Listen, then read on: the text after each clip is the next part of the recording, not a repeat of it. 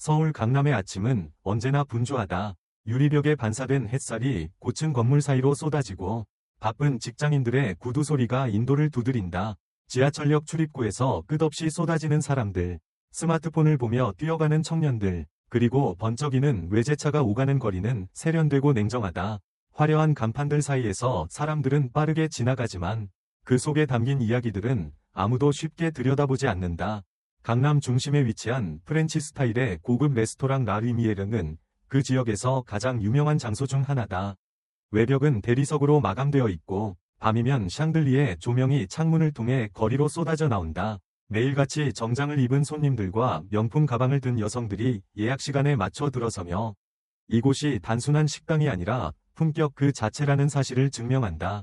그곳에서 일하는 한 젊은 여성, 서유나, 나이는 25, 전라도 한적한 시골 마을 출신이다. 어릴 적부터 부모님의 농사를 도우며 자란 유나는 대학에 진학할 수 있는 형편이 되지 못했다.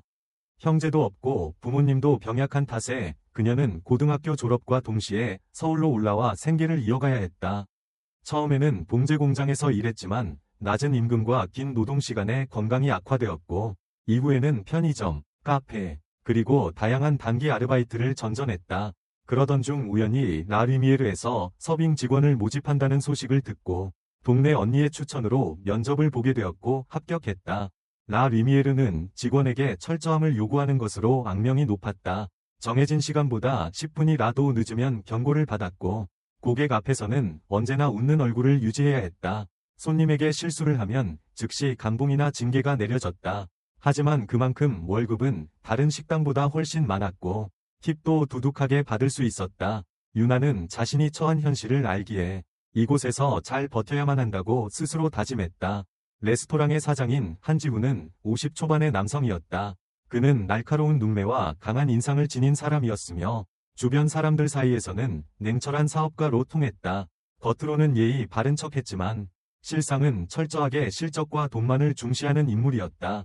직원들에게도 감정 없이 대했고 손님도 돈이 있어 보이면 극진히 대하지만 외모나 옷차림이 허름하면 대놓고 무시하거나 입장을 거부하기도 했다. 그럼에도 불구하고 라리미에르는 늘 예약이 꽉 찰 정도로 손님이 끊이지 않았다.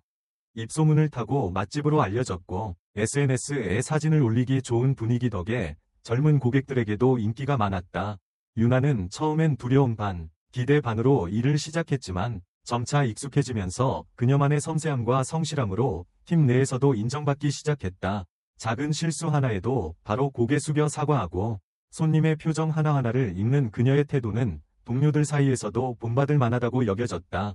하지만 아무리 노력해도 이곳은 따뜻한 공간이 아니었다. 직원들 사이에서는 감정 표현이 금기시되었고 실수를 한 동료가 사장에게 혼날 때면 모두가 모른 척 고개를 돌렸다. 그날도 평소처럼 바쁜 아침이었다. 유나는 테이블 세팅을 마치고 주방에서 접시를 받아오며 정신없이 움직이고 있었다. 크림 수프의 향이 식당 안에 퍼졌고 부드러운 클래식 음악이 은은하게 흘러나왔다. 하지만 그 고요함은 오래가지 않았다. 식당 입구 쪽에서 누군가 망설이며 들어오려는 모습이 보였다. 낡은 누비 점퍼와 헤어진 운동화를 신은 백발의 할머니였다. 유나는 순간 멈칫했다. 그녀는 본능적으로 할머니를 향해 다가갔다. 할머니는 손을 모은 채 조심스럽게 물었다. 얘야, 혹시 남는 음식 좀 줄 수 있겠니? 이틀째 굶었단다. 할머니의 눈은 뿌옇게 흐려 있었고 손은 심하게 떨리고 있었다. 손님을 응대하던 유나의 머릿속이 하얘졌다. 이것은 분명히 규정 위반이다. 하지만 유나는 외면할 수 없었다. 그녀는 문득 시골에서 혼자 계신 어머니 생각이 났고 어느 겨울날 시장에서 얼어붙은 손으로 삶은 계란을 파시던 모습이 떠올랐다. 유나는 주방 쪽으로 향했다. 방금 고객이 거의 손대지 않은 빵과 샐러드가 남아 있었다. 규정상 바로 버려야 했지만 그녀는 조심스럽게 접시에 담았다. 따뜻한 수프도 작은 종이컵에 담았다. 그녀는 조심스럽게 식당 뒤편으로 돌아가 할머니에게 건넸다. 많이 드시진 못하겠지만 이거라도 드세요. 죄송해요. 더 챙겨드리지 못해서. 할머니는 그저 고개를 숙이며 눈물을 삼켰다. 그리고 바로 그 순간 유나의 어깨 뒤로 낮고 차가운 목소리가 들려왔다. 서유나 씨, 지금 뭐 하는 겁니까? 그 목소리는 한지훈 사장의 것이었다. 서유나는 몸이 굳은 채로 돌아섰다. 마주한 눈앞에는 팔짱을 낀 채 서 있는 한지훈 사장이 서 있었다. 그의 눈빛은 날카롭고 차가웠으며 입가에는 분노가 서려 있었다. 잠시 정적이 흐른 후 그는 낮고 단호한 목소리로 말을 이었다. 우리 식당이 자선단체로 보입니까? 고객 앞에서 이런 짓을 하면 이미지가 어떻게 되겠어요? 규정을 몇 번이나 말했습니까? 남은 음식은 무조건 폐기입니다. 유나는 입술을 깨물며 고개를 숙였다. 그녀는 변명할 말이 떠오르지 않았다. 손에 들고 있던 수프컵은 어느새 식어 있었다. 할머니는 뭔가 상황이 심상치 않음을 느끼고 물러섰다. 그녀는 두 손을 모으고 고개를 숙이며 말했다. 저 이 아이는 잘못 없어요. 내가 부탁했어요. 나는 정말. 하지만 한지훈은 할머니를 쏘아보며 말을 끊었다. 여기 출입하시면 안 됩니다. 당장 나가주세요. 그의 말투는 냉담했다. 주위 직원들과 몇몇 고객들도 이 광경을 지켜보고 있었다. 식당 안의 공기는 싸늘하게 얼어붙었다. 유나는 조심스럽게 다가가 할머니의 팔을 잡았다. 할머니, 제가 모셔다 드릴게요. 같이 나가요. 유나는 할머니를 부축해 식당 문 밖으로 나갔다. 식당을 벗어난 뒤 골목에 있는 벤치에 할머니를 앉혔다. 그녀는 여전히 떨고 있었다. 유나는 자신의 목도리를 풀어 할머니 어깨에 감싸주었다. 괜찮으세요? 더 추워지기 전에 뭔가 드셔야 해요. 할머니는 유나의 손을 잡았다. 그녀의 손은 차가웠지만 따뜻한 마음이 전해졌다. 고맙다. 요즘 같은 세상에 이런 아이가 있구나. 너 같은 아이 덕분에 아직도 세상이 살만하단다. 유나는 말없이 고개를 끄덕이며 눈시울을 붉혔다. 그 순간만큼은 바쁜 도시도 차가운 시선도 모두 사라진 듯했다. 그녀는 잠시 벤치에 앉아 할머니와 함께 조용히 하늘을 올려다보았다. 회색빛 구름이 가득한 하늘 아래 그들의 존재는 너무나 작고 연약해 보였다. 하지만 그녀는 오래 그 자리에 있을 수 없었다. 식당 안에서 직원이 나와 유나를 불렀다. 서유나 씨, 사장님이 지금 당장 사무실로 오라고 하십니다. 유나는 무거운 발걸음으로 사무실로 향했다. 문을 열자 한지훈 사장은 서류를 책상에 던지며 그녀를 노려보았다. 내가 지금까지 당신을 좋게 봐왔어요. 성실하고 말도 잘 듣고. 그런데 오늘 당신이 한 행동은 명백한 규정 위반입니다. 남은 음식은 고객의 신뢰와 직결된 문제예요. 유나는 고개를 숙인 채 조용히 말했다. 죄송합니다. 하지만 할머니가 너무 추워 보이셔서 그리고 너무 굶주리신 것 같아서 그냥 지나칠 수가 없었어요.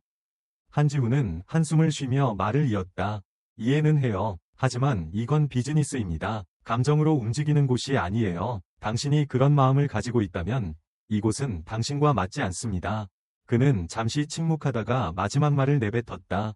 오늘부로 계약 해지입니다. 퇴사 처리하세요. 유나는 순간 귀를 의심했다. 마음속에서는 뭔가 무너지는 소리가 들렸다. 그녀는 짐작하고 있었지만 이렇게 단호하게 잘릴 줄은 몰랐다. 하지만 억울함보다 더 큰 감정은 허탈함이었다. 그녀는 잠시 말을 잇지 못하다가 조용히 물었다. 정말 단지 그 이유만으로요? 한지훈은 대답하지 않았다. 대신 시선을 돌린 채 말했다. 인간적인 판단이 아니라 회사의 방침입니다. 이제 나가주세요. 유나는 아무 말 없이 고개를 숙이고 사무실을 나왔다. 옷장에 있던 자신의 물건들을 담으며 동료 몇몇이 조심스럽게 다가왔다. 그들은 속삭이듯 말했다. 너무했다. 네가 틀린 건 아니잖아. 하지만 여기서는 그게 규칙이니까. 그 누구도 크게 목소리를 내지 않았다. 모두들 사장의 눈치를 보았기 때문이다. 유나는 마지막으로 카운터를 한번 돌아보고 무겁게 문을 밀고 나왔다. 밖은 여전히 쌀쌀했지만 바람이 전보다 더 매섭게 느껴졌다. 벤치에 앉아있던 할머니가 그녀를 보고 자리에서 일어나 다가왔다. 얘야 미안하다. 나 때문에. 유나는 억지로 웃으며 고개를 저었다. 아니에요. 할머니, 제가 선택한 일이에요. 후회 안 해요. 할머니는 그녀의 손을 꼭 잡았다. 두 사람은 말없이 한동안 거리에 서 있었다. 사람들은 그들을 스쳐 지나갔고 아무도 신경 쓰지 않았다. 서울의 겨울은 그렇게 무정하게 하루를 밀고 나갔다. 유나는 며칠 동안 방에서 거의 나오지 않았다. 좁은 고시원 방 안에는 그녀의 짐이 담긴 가방 하나와 벽에 걸린 시계의 초침 소리만이 조용히 울렸다. 창문 밖으로는 겨울비가 내리고 있었고 거리의 소음조차도 차분하게 들렸다. 그녀는 핸드폰을 들여다보다가 꺼버리고 다시 이불을 덮고 누웠다. 몇 끼를 굶은 끝에 같은 방에 살던 친구 나리와 혜진이 들어왔다. 두 사람은 유나의 얼굴을 보자마자 걱정스럽게 물었다. 유나야, 괜찮아? 며칠째 밥도 안 먹고 계속 방에만 있어서 걱정했어. 유나는 작게 고개를 끄덕였다. 그냥 좀 정리하고 있었어. 괜찮아질 거야. 혜진은 봉지에서 따뜻한 국밥을 꺼내 유나에게 건넸다. 그래도 먹어. 아무리 속상해도 밥은 먹어야지. 유나는 조용히 고맙다고 말하고 국밥을 받아들었다. 뜨거운 국물이 속으로 들어가자 그녀는 그제서야 뭔가 진짜로 살아있는 느낌이 들었다. 하지만 그 따뜻함도 오래 가지 못했다. 다음 날, 그녀는 구직 사이트와 채용 공고를 샅샅이 뒤져봤지만 대부분의 식당은 경력직만을 선호했고 일부는 라 리미에르에서 일한 이력만으로도 거절했다. 이유는 분명했다. 누군가가 그녀는 규정을 어기고 문제를 일으킨 직원이라는 소문을 퍼뜨리고 있었던 것이다. 그날 저녁, 혜진이 핸드폰을 보다가 깜짝 놀라 소리쳤다. 유나야, 이거 봤어? 내 얘기 기사에 떴어. 유나는 급히 핸드폰을 받아들었다. 인터넷 기사에는 한 영상과 함께 다음과 같은 제목이 실려 있었다. 강남 고급 레스토랑, 노인에게 음식 주다 직원 해고도 넘은 규정? 영상에는 유나가 할머니에게 음식을 건네는 장면, 그리고 한지훈 사장이 그것을 제지하며 고함치는 모습이 고스란히 담겨 있었다. 짧은 영상은 순식간에 수천 개의 댓글과 공유를 일으켰다. 요즘 세상이 왜 이래, 저 사장은 진짜 너무했다. 서윤아 씨, 응원합니다. 이런 분들이 있어 세상이 아직 따뜻해요. 헐, 저기 나도 가본 데인데 이제 다시는 안 간다. 라 리미에르의 평판은 순식간에 바닥으로 떨어졌다. SNS에서는 불매운동이 일어났고 리뷰 사이트에서는 별점 테러가 이어졌다. 며칠 뒤 또 다른 뉴스가 터졌다. 조동현이라는 이름의 대형 식자재 유통회사 대표가 라 리미에르와의 계약을 전면 중단하겠다고 발표한 것이다. 조 대표는 평소 기업 윤리를 가장 중요한 가치로 여긴다. 고 공공연히 말해왔고 유나의 영상이 그에게 큰 충격을 준 것이 분명했다. 이에 따라 라 리미에르는 고급 재료 수급이 끊기며 예약 취소가 줄을 이었다. 직원들도 동요했고 내부 사정은 극도로 불안해졌다. 그 무렵 유나는 조용히 병원으로 향했다. 그녀는 뉴스 이후 혹시나 하는 마음에 김순자 할머니의 행방을 알아보려 했고 다행히 지역 사회복지센터를 통해 병원에 입원 중이라는 사실을 알게 되었다. 병실의 문을 열자 할머니는 아직 의식을 완전히 회복하지 못한 상태였다. 옆에 놓인 의료기기에서 일정한 소리만이 반복되고 있었다. 유나는 조심스레 할머니의 손을 잡았다. 할머니, 유나예요. 기억하시겠어요? 할머니는 천천히 눈을 떴다. 희미한 미소가 입가에 번졌다. 아, 우리 착한 아가씨 와줬구나. 유나는 눈시울이 붉어졌다. 그녀는 병원에서 제공한 음료수와 과일을 꺼내 할머니 옆에 두었다. 많이 놀라셨죠? 다 괜찮아질 거예요. 천천히 회복하시고요. 제가 자주 올게요. 그 순간 병실 문이 다시 열리며 뜻밖의 인물이 들어섰다. 바로 한지훈 사장이었다. 이전과 달리 말쑥한 정장은 없었고 얼굴에는 피곤함이 가득했다. 그는 유나를 보자 멈칫하더니 곧 조심스럽게 입을 열었다. 저 얘기 좀 할 수 있을까요? 유나는 잠시 그를 바라보다가 조용히 고개를 끄덕였다. 둘은 병실 밖으로 나왔다. 복도에 선 두 사람 사이에는 묘한 긴장감이 감돌았다. 한지훈은 깊은 숨을 내쉬더니 말을 꺼냈다. 당신에게 사과하러 왔습니다. 그날 내가 너무했어요. 유나는 말없이 그의 얼굴을 바라보았다. 그는 이어 말했다. 처음에는 당신이 감정적으로 움직였다고 생각했지만 지금 생각해보면 감정이 아니라 사람으로서 당연한 일을 했던 거였죠. 그는 잠시 말을 멈추고 눈을 피한 채 말했다. 나 솔직히 말하면 지금 모든 걸 잃었습니다. 고객도, 계약도, 직원들도 다 떠났어요. 유나는 조용히 물었다. 그럼 왜 지금 병원에 오신 거죠? 한지훈은 고개를 떨군 채 말했다. 미안하단 말을 제대로 전하고 싶었어요. 그리고 혹시라도 다시 시작할 수 있을까? 그런 마음도 있었고요. 그 순간 유나는 속에서 복잡한 감정이 올라왔다. 분노, 연민, 혼란하지만 그녀는 담담하게 대답했다. 지금 와서 모든 걸 되돌릴 순 없겠지만 적어도 당신이 후회하고 있다면 그건 시작이 될 수 있을 거예요. 그녀는 병실 쪽을 바라보며 덧붙였다. 할머니한테도 꼭 진심으로 사과하세요. 그분이야말로 진짜 상처받으셨으니까요. 한지훈은 고개를 끄덕이며 조용히 말했다. 알겠습니다. 꼭 그렇게 하겠습니다. 며칠 후 서울 시내 한적한 골목길, 서윤아는 작은 서류 봉투를 손에 들고 병원에서 나왔다. 김순자 할머니의 위료비 일부를 지불하기 위해 자신이 모아둔 마지막 월급과 알바비를 정리한 것이었다.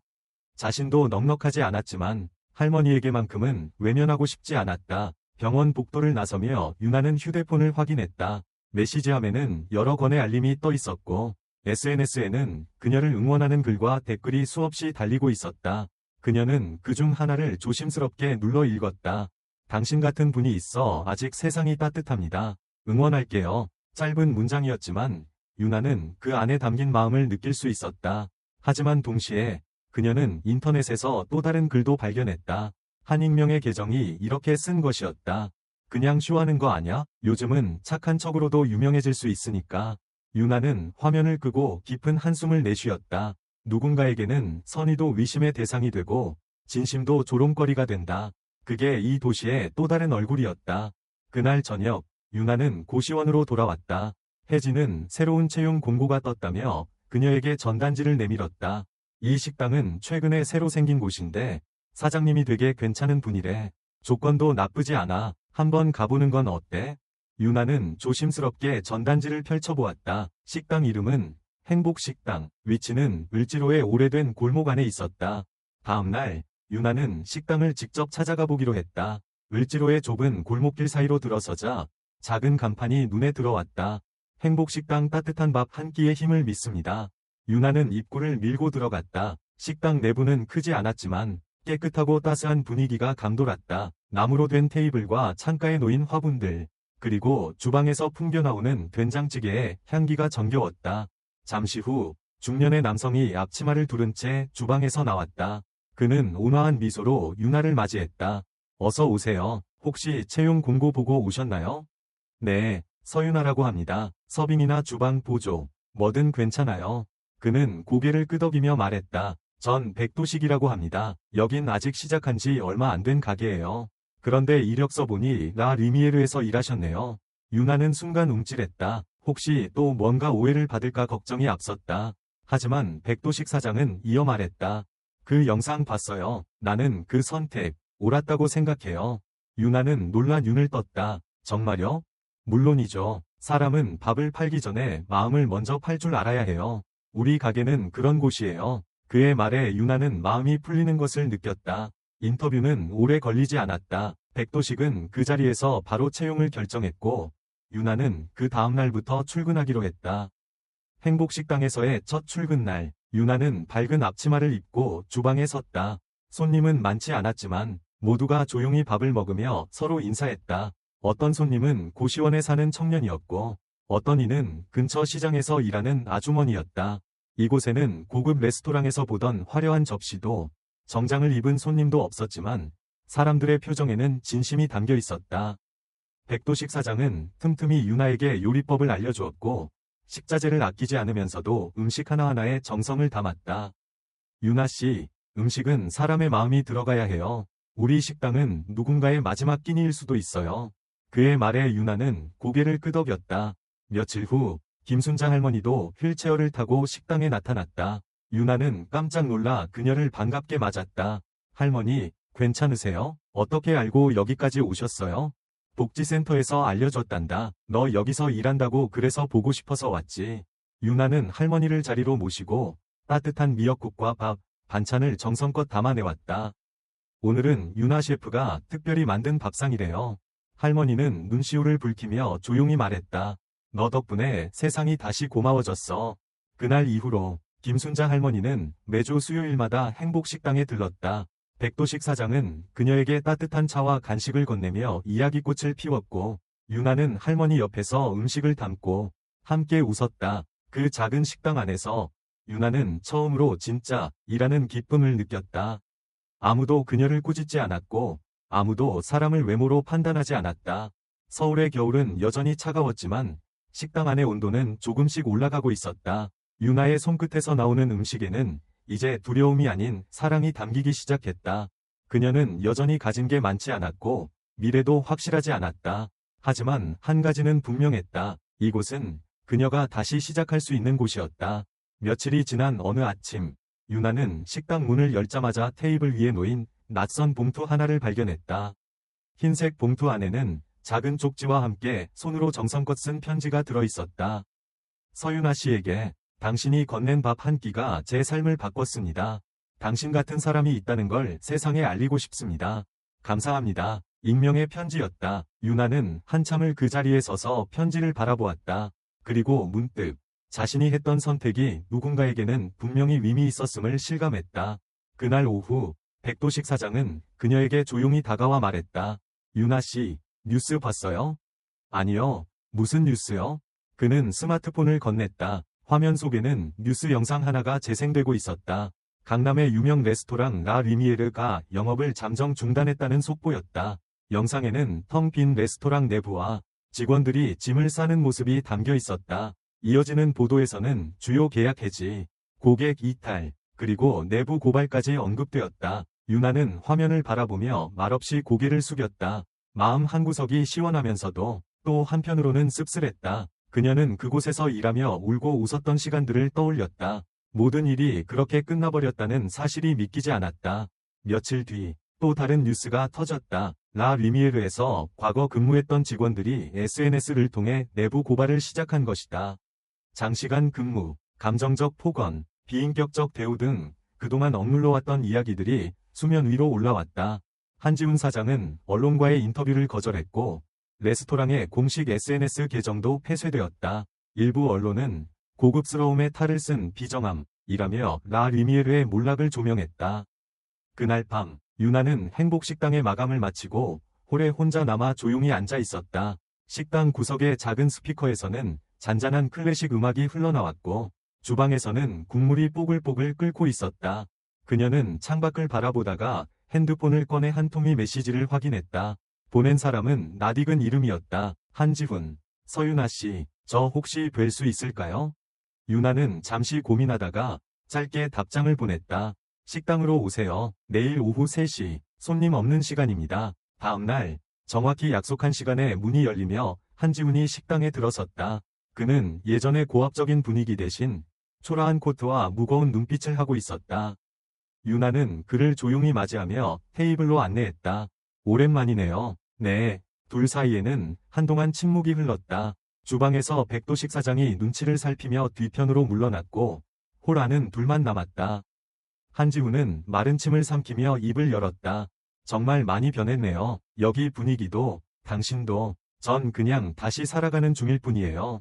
그는 고개를 끄덕이며 한참을 망설이다가 말했다. 사실 나는 지금 거의 모든 걸 잃었어요. 레스토랑도, 직원도, 신뢰도. 처음에는 세상이 나를 너무 가혹하게 벌하는 것 같았는데 이제 와서 보니 나는 그럴 만한 사람이었더라고요. 그의 목소리는 예전의 냉철함이 아닌 진심 어린 후회의 색이 묻어 있었다. 이젠 뭘 해야 할지 모르겠어요. 다시 시작하고 싶은데 어디서부터 손대야 할지도 막막하고. 유나는 조용히 그를 바라보다가 물었다. 그럼 정말 다시 시작하고 싶으세요? 네, 누군가에게 떳떳하게, 부끄럽지 않게 살고 싶어요. 그 순간 주방에서 백도식 사장이 나왔다. 그는 한지훈의 얼굴을 유심히 바라보다가 조용히 말했다. 실은 저도 젊을 땐 많이 부끄러운 사람이었습니다. 사업이 망하고 사람을 잃고 혼자 남았을 때 그제서야 알게 되더군요. 내가 틀렸다는 걸. 한지훈은 그를 바라보며 입을 다물었다. 백도식은 말을 이었다. 저희 식당, 이 근처에 분점 하나 더 낼 예정입니다. 관리할 사람이 필요하죠. 자격이 있는 사람이어야 하고 사람을 배워야 합니다. 만약 진심이라면 기회를 드릴 수 있습니다. 유나는 놀란 눈으로 사장을 바라보았고 한지훈은 눈을 크게 떴다. 정말 절 믿으시겠어요? 당신이 변화한다면요. 아직은 아니에요. 하지만 진심이 있다면 사람은 변할 수 있습니다. 한지훈은 천천히 고개를 숙였다. 감사합니다. 반드시 보답하겠습니다. 그날 이후 한지훈은 을지로에서 조금 떨어진 골목의 분점에서 일하기 시작했다. 처음에는 서툴렀고 손님에게 미소 짓는 일조차 어색해했지만 그는 묵묵히 일했고 무엇보다 경청하는 법을 배워갔다. 유나는 가끔 그 식당에 들렀다. 언젠가는 그가 손님에게 직접 된장찌개를 내며 웃는 모습을 보았다. 그 모습은 예전과는 완전히 달랐다. 그는 이제 누군가를 꾸짖기보다 먼저 고개 숙이고 인사하는 사람이 되어가고 있었다. 행복식당 본점에서는 여전히 유나가 바쁘게 움직이고 있었다. 김순자 할머니는 여전히 매주 수요일이면 식당을 찾아와 따뜻한 밥 한 끼를 함께 나누었다. 어느 날 할머니는 말했다. 유나야, 너의 용기 덕분에 이렇게 많은 사람들이 변했단다. 그게 참 고맙구나. 유나는 미소를 지으며 조용히 대답했다. 저도 누군가에게 그런 사람이 될 수 있어서 정말 다행이에요. 겨울이 깊어질수록 서울의 바람은 더 차가워졌다. 길거리에는 패딩을 껴입은 사람들이 발걸음을 재촉했고, 지하철역 안에는 입김을 뿜으며 따뜻한 공간을 찾는 사람들로 가득했다. 행복식당도 어느새 겨울 분위기로 가득 찼다. 창가에는 눈꽃 장식이 걸려 있었고, 메뉴판에는 따끈한 겨울 특선 메뉴들이 추가되어 있었다. 유나는 어느새 주방 보조를 넘어서 간단한 요리도 직접 하기 시작했고, 백도식 사장의 지도를 받아 점점 더 자신감을 얻어갔다. 어느 날 아침, 유나는 출근하자마자 깜짝 놀랄만한 소식을 접했다. SNS에서 김순자 할머니에 대한 영상이 화제가 되고 있었던 것이다. 영상은 한 젊은 유튜버가 촬영한 것으로 내용은 단순했다. 거리에서 할머니가 종이컵 하나를 들고 사람들에게 다가가던 모습, 그리고 누군가 그녀에게 따뜻한 커피를 건네는 장면이 담겨 있었다. 짧은 2분짜리 영상이었지만 조회수는 수십만을 넘어섰고 댓글에는 다양한 반응이 달렸다. 이런 분들은 우리가 조금만 신경 써도 삶이 훨씬 나아질 수 있어요. 서울 한복판에 이런 어르신이 있다는 게 마음 아프네요. 나는 커피 하나 사드릴 용기도 없었다 반성합니다. 하지만 댓글 중 일부는 불편한 시선을 드러내기도 했다. 저런 사람들 너무 많잖아. 다 도와줄 수는 없지. 쇼 아니야? 요즘은 불쌍한 척도 콘텐츠가 되니까. 유나는 그 댓글들을 보며 무겁고 복잡한 감정을 느꼈다. 김순자 할머니는 누군가의 연민의 대상이 아니었고 자신에게는 그저 따뜻한 손을 가진 사람이었다. 하지만 세상은 그렇게 단순하지 않았다. 누군가는 감동을 받고 누군가는 냉소를 던졌다. 그날 오후 식당 문이 열리며 낯선 방문객 한 명이 들어섰다. 중년의 여성 기자였다. 그녀는 행복식당의 분위기를 둘러보며 유나에게 조심스럽게 다가왔다. 실례합니다. 혹시 서유나 씨 맞으시죠? 유나는 당황했지만 고개를 끄덕였다. 네, 맞습니다. 그런데 저는 지역 언론사에서 일하고 있습니다. 최근 SNS에서 화제가 된 영상, 그리고 과거 라 리미에르 사건과 관련해서 유나 씨 인터뷰를 요청드리고 싶어요. 물론 부담스러우시면 거절하셔도 됩니다. 유나는 순간 머릿속이 복잡해졌다. 자신이 다시 세상 앞에 얼굴을 드러내는 것이 과연 옳은 일일까? 지금은 조용히 살아가는 것이 더 맞는 길은 아닐까? 하지만 그녀는 이내 고개를 들었다. 할머니 이야기를 제대로 들려줄 수 있다면 인터뷰하겠습니다. 며칠 후 인터뷰 영상이 지역 방송을 통해 보도되었다. 영상 속에서 유나는 차분하게 이야기했다. 그날 저는 규칙을 어겼습니다. 하지만 사람이 먼저였어요. 어쩌면 저도 그렇게 살지 않았다면 지금 여기에 없었을지도 몰라요. 기자는 질문했다. 그 결정이 결국 당신에게 큰 대가를 안겨주지 않았나요? 유나는 잠시 웃으며 대답했다. 네, 잃은 것도 많았어요. 하지만 그날 이후로 제가 얻은 사람들, 함께 울고 웃어준 분들이 있어요. 그리고 가장 중요한 건 제 자신을 속이지 않았다는 사실이에요.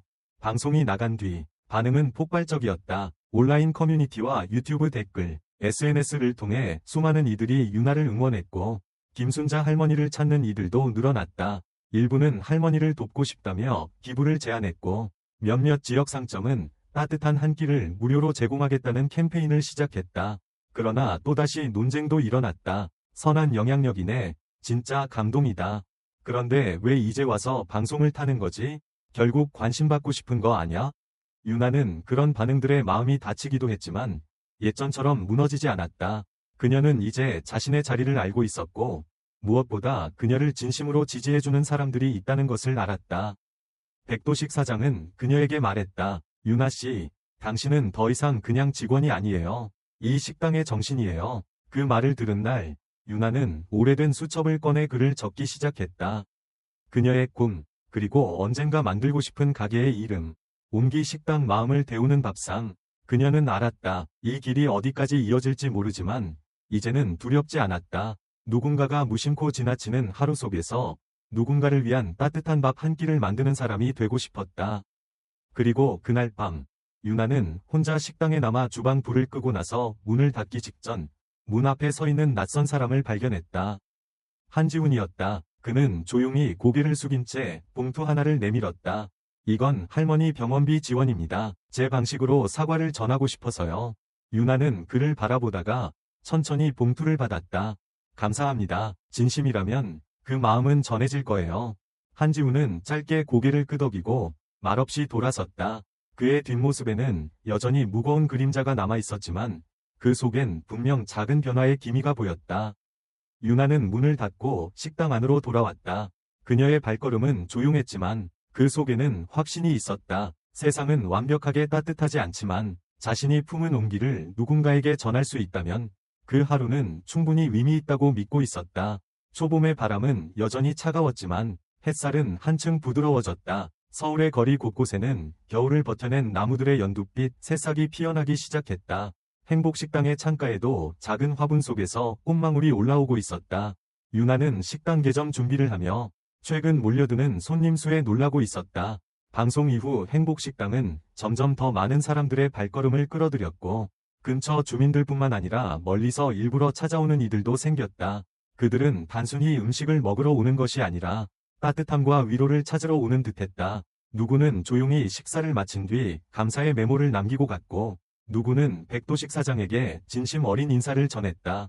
유나는 주방 안에서도 홀에서도 쉴 틈이 없었지만 피곤함보다 보람이 컸다. 그녀의 하루는 빠르게 지나갔고 그 안엔 후회할 일이 없었다. 그러던 어느 날 식당 문이 열리며 낯익은 얼굴 하나가 들어섰다. 바로 장우성, 과거 라 리미에르에서 보안 업무를 맡았던 그였다. 유나 씨, 기억하시겠죠? 유나는 놀란 얼굴로 그를 바라보다가 고개를 끄덕였다.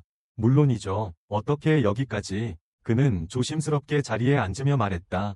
솔직히 말하면 나도 그날 당신을 말릴 수 있었어요. 하지만 침묵했죠. 그게 아직도 마음에 남아요. 그래서 늦었지만 사과하고 싶었어요. 유나는 그를 한참 바라보다가 조용히 말했다. 용기 내줘서 고마워요. 사실 저도 한동안 그날을 떠올리며 스스로를 원망했어요. 더 단호하게 말하지 못했던 순간들, 더 강하게 맞서지 못했던 제 자신을요. 그는 고개를 숙이며 말했다. 당신 덕분에 나도 바뀌고 싶었어요. 지금은 작은 경비회사를 차려서 사회복지기관들과 협업하고 있어요. 노인보호, 여성보호 중심으로요.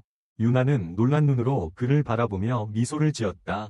정말 멋진 일이네요. 그 길에 서 계신 것만으로도 이미 많은 사람에게 힘이 될 거예요. 그는 식사를 마치고 나서 봉투 하나를 꺼내 유나에게 건넸다. 여기 얼마 안 되지만 행복식당의 운영에 보탬이 되고 싶어요. 제가 받은 용기를 돌려주고 싶거든요. 유나는 망설이다가 봉투를 받아들고 고개를 숙였다. 정말 감사합니다. 저희도 이 마음 누군가에게 또 전할게요.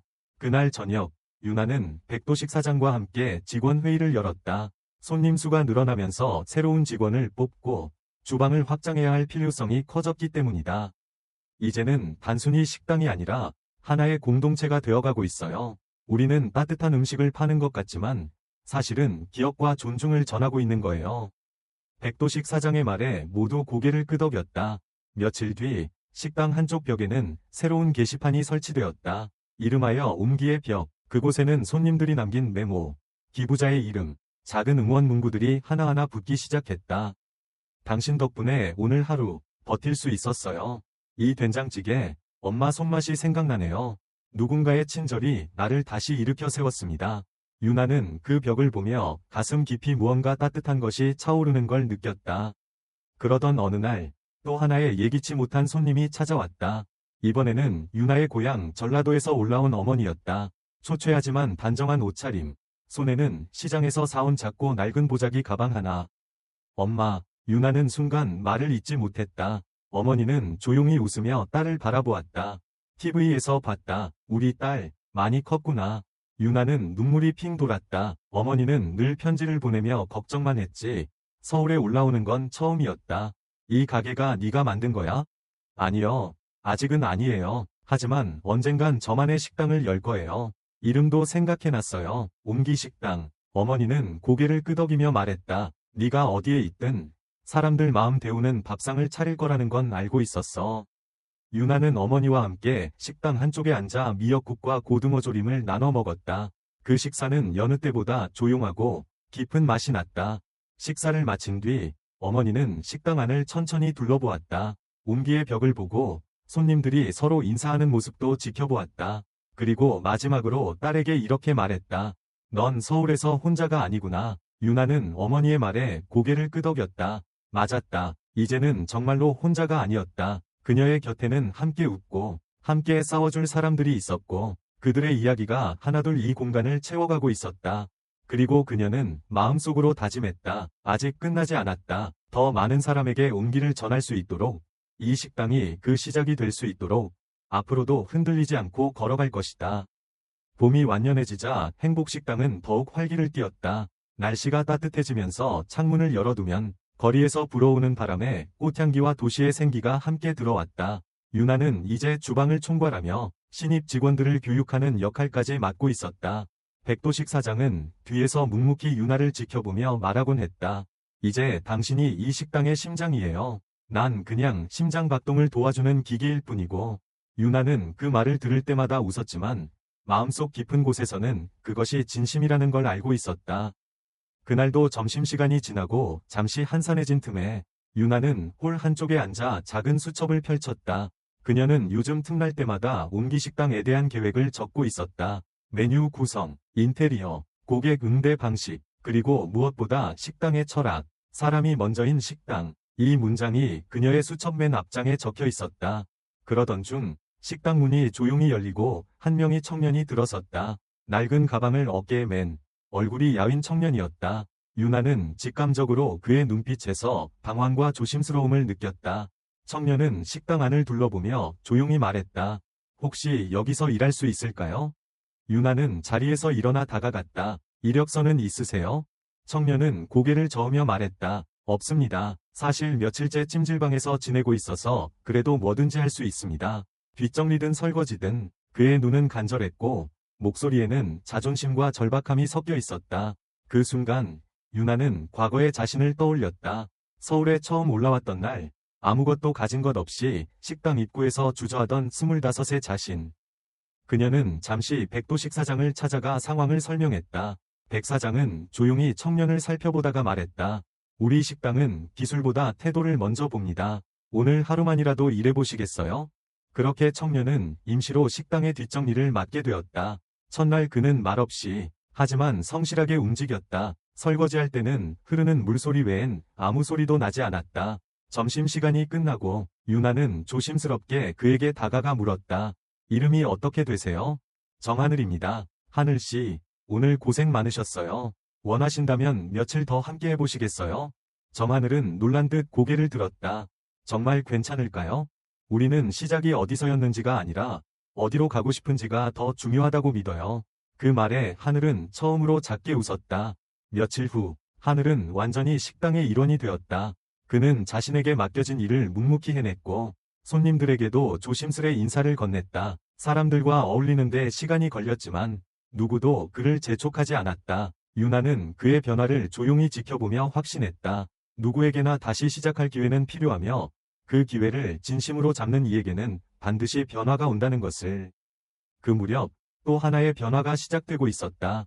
백도식 사장이 유나에게 조심스럽게 말했다. 유나씨, 이제는 당신만의 공간을 만들 때가 되지 않았을까요? 유나는 당황한 얼굴로 그를 바라보았다. 무슨 말씀이세요?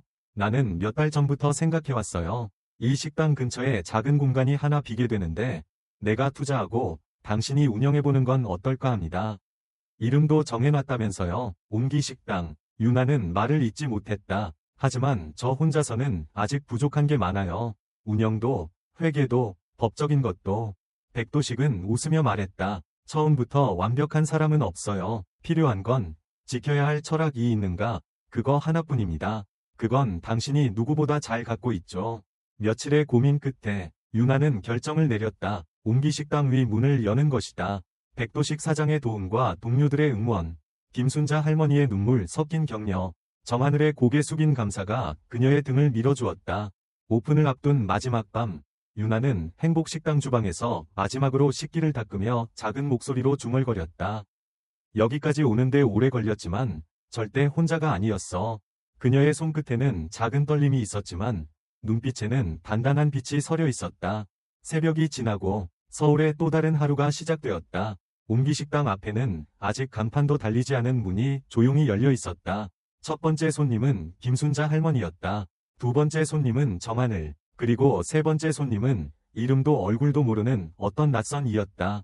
그들은 모두 따뜻한 밥 한 그릇을 위해 그 자리에 있었다. 그리고 유나는 그들에게 한 그릇씩 정성껏 담긴 온기를 내어주었다. 그녀의 첫 식당은 그렇게 시작되었다. 화려하진 않지만 진심이 담긴 공간. 그녀의 온기가 누군가의 삶에 작은 불씨가 되길 바라며 온기 식당이 문을 연 지 한 달이 지났다. 매일 새벽같이 식자재를 사러 다니고 주방을 닦고 메뉴를 준비하며 하루가 쉴 틈 없이 흘러갔다. 하지만 유나는 단 한 번도 힘들다고 느끼지 않았다. 고된 하루 속에서도 그녀는 늘 웃었고 손님들에게 건네는 따뜻한 한마디에 자신이 살아있음을 느꼈다. 식당은 아직 작고 수익도 크지 않았지만 하루하루 손님들이 늘어나고 있었다. 혼자 밥을 먹으러 오는 회사원, 늦은 점심을 찾는 인근 공사장 노동자, 조용히 책을 읽으며 커피 한 잔을 마시는 노인. 그들은 온기 식당에서 밥을 먹고 메모를 남기고 다시 돌아오는 사람들로 바뀌어갔다. 식당 한쪽 벽에는 여전히 온기의 벽이 있었다. 유나는 매일 아침 그 벽 앞에서 손으로 붙여진 쪽지들을 하나씩 읽는 것으로 하루를 시작했다. 오늘은 눈물이 멈췄어요. 감사합니다. 이 밥상, 제 어릴 적 기억이 났어요. 다시 내일을 살아볼 수 있을 것 같아요. 유나는 쪽지를 읽을 때마다 가슴속에 작지만 뜨거운 불씨가 켜지는 걸 느꼈다. 그것은 누군가의 마음이 그녀를 통해 전해지고 다시 그녀의 손끝에서 다른 누군가에게 이어지는 증거였다. 그 무렵 정하늘은 더 이상 임시 직원이 아니었다. 그는 매일 주방의 한 축을 책임지고 있었고 유나가 바쁠 때는 주문 정리나 계산까지 도맡아 처리했다. 무엇보다 그는 어느새 손님들의 이름을 하나하나 기억하고 인사도 자연스레 나누는 사람이 되어 있었다. 어느 날 저녁 유나는 하늘과 마주 앉아 식사를 하며 물었다. 하늘 씨, 예전과 지금 많이 달라졌다고 느껴요? 그는 조용히 고개를 끄덕였다. 네, 예전엔 내가 누군지도 몰랐어요. 하루하루 숨만 쉬고 있었죠. 그런데 지금은 여기에 필요한 사람이라는 생각이 들어요. 유나는 미소 지으며 대답했다. 맞아요. 우린 다 필요한 사람이에요. 그리고 함께일 때 더 강해지죠. 그날 밤 식당이 문을 닫은 후 유나는 한 통의 편지를 받았다. 발신인은 뜻밖에도 라리미에르의 예전 동료 중 한 명이었다. 유나 씨, 안녕하세요. 저는 아직도 예전 그곳에 남아 있습니다. 많이 후회하고 있어요. 그때 당신을 도와주지 못했던 것, 침묵했던 것. 하지만 당신이 용기 낸 덕분에 저도 조금씩 바뀌고 있습니다. 그리고 지금 저도 누군가에게 따뜻한 사람이 되고 싶습니다. 혹시 언젠가 기회가 된다면 함께 일하고 싶습니다. 고맙습니다. 수진. 유나는 편지를 조용히 접으며 눈을 감았다.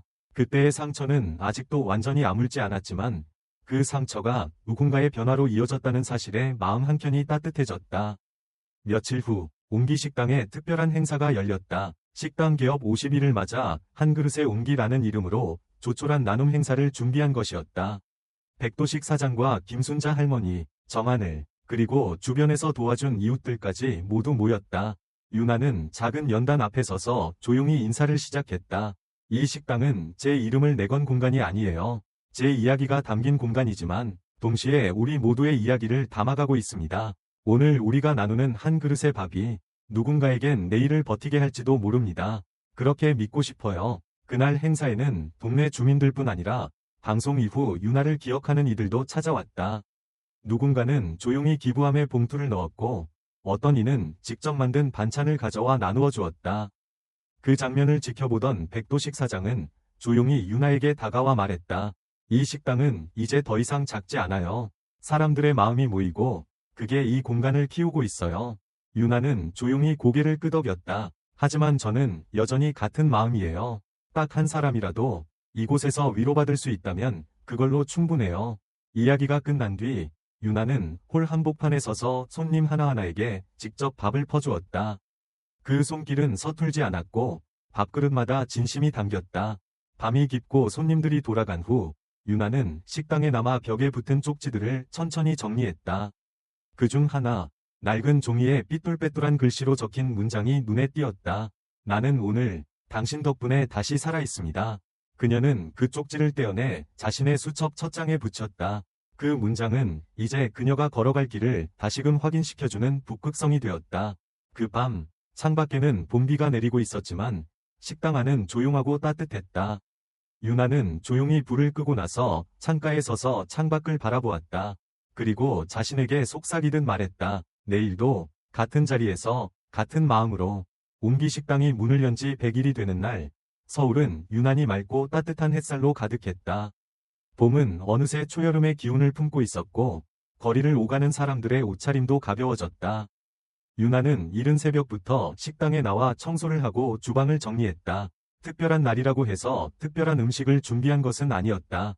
다만 오늘 하루, 이 공간을 찾는 이들에게 평소보다 더 깊고 묵직한 한 그릇을 건네주고 싶었다. 오전이 지나자 첫 손님이 들어왔다. 김순자 할머니였다. 여느 때처럼 휠체어를 타고 손에는 직접 담근 나박김치를 들고 있었다. 유나야, 오늘은 김치가 좀 시원하게 익었을 거야. 손님들한테 내줘봐. 유나는 웃으며 김치를 받아 주방 쪽으로 가져갔다. 할머니는 늘 그렇듯 식당 한편 창가 자리에 앉아 조용히 사람들을 바라보았다. 그리고 그 눈길에는 말로 다하지 못할 평온과 자부심이 서려 있었다. 점심 무렵 정하늘은 배달을 마치고 돌아왔다. 땀에 젖은 이마를 닦으며 주방에 들어온 그는 유나에게 말했다. 점점 단골이 늘어나고 있어요. 근처 복지센터에서도 배달 요청이 들어왔고요. 다음 달부터는 정기 배식도 가능할 것 같아요.